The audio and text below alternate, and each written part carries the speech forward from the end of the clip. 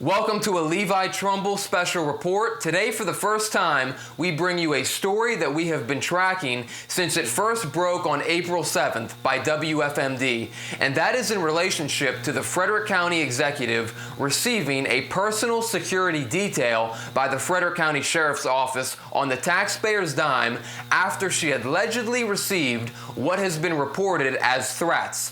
Now, we wanted to bring you this story sooner, but we wanted to get the facts in first, and today we have them. I'd like to further clarify that last week on our end, we did attempt to get an official statement from the office of the county executive in relationship to these incidents. However, we didn't hear back. But following a release of audio records from the county attorney's office, we now think we have a clearer picture as to what is going on here and why this security detail may have been necessary. Now, in a minute, we're going to play you the two audio recordings we have copies of. Then I'm going to tell you what I think, and then later we are going to talk to activist Shaun Porter.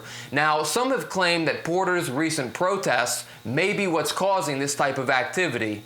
We're going to ask him tough questions about this, but be fair as well. But for now, let's bring you the audio tapes. Lieutenant Colonel Howard Smith calling. I hauled a lot of pieces of young soldiers off the battlefield screaming in pain for the rights that we have that you're trying to destroy.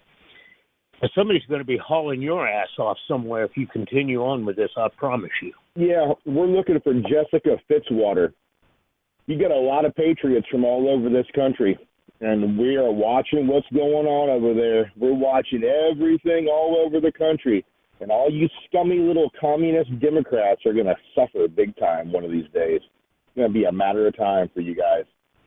You guys are losers, every single one of you guys, with your woke ideology. I'm going to tell you what, let Jessica Fitzwater know her days are numbered. We're coming for her. She better get ready.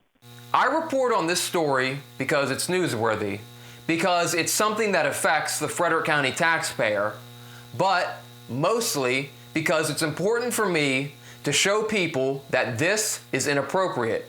I want to be clear. People have every right to voice their opinion on different political issues, but this is not that.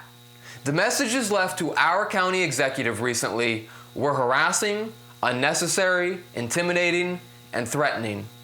These remarks should be condemned, and our elected officials should be able to feel safe.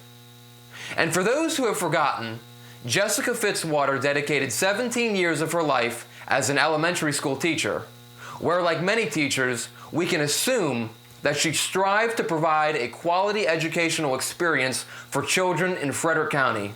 People should know that about her. The people of Frederick, and I'm one of them, are not going to tolerate unlawful threats against anyone, especially our county executive. All right, so now we have Shaun Porter with us. He's over the phone. Shaun, I'm glad you were willing to answer some questions that we had about this topic for you. The first thing I wanted to touch on briefly is, what was your initial reaction when you heard those audio voice messages left for the county executive? Well, I honestly was shocked that any threat messages were received by the county executive by anyone, let alone people who may possibly have been viewers of mine. I just don't see why anyone would waste the time to really, be upset enough with that person to even leave such a message. This is a county government. She's doing some horrible things, but at the end of the day, she's not going to listen to anybody. She's going to do what she's going to do. She doesn't seem to care what the people think. Do you feel like you have any liability? Do you feel like any of this could potentially fall back on you? Do you feel responsible, liable, whatever the word may be? No, I feel absolutely no liability whatsoever. If I put the truth out about what Jessica Fitzwater is doing to try to destroy the heritage and culture in our county, if I put that on the internet and I publish what's going on and I publish her contact information for people to redress their grievances with their government, and then someone takes it too far, that's that person's problem. Do you think that these might have been people who watch your content who left these messages? I'm pretty certain one of those is. Okay. Just because of the well, we appreciate your honesty. Yeah, the language that's used is almost identical to language that I had in the video regarding her actions. And then the other one just sounds like a crazy old military guy, the lieutenant. So you don't condone these statements. We can just flat out go on the record, say that these are not something that you condone.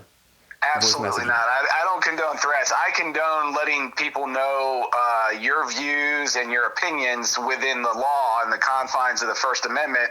I mean, the First Amendment is extremely broad. It covers almost everything. It doesn't cover death threats, and it doesn't cover threats of violence, and it doesn't cover incitement. What is the proper way to voice opposition to the government? Because clearly we have two recent examples of how not to do it.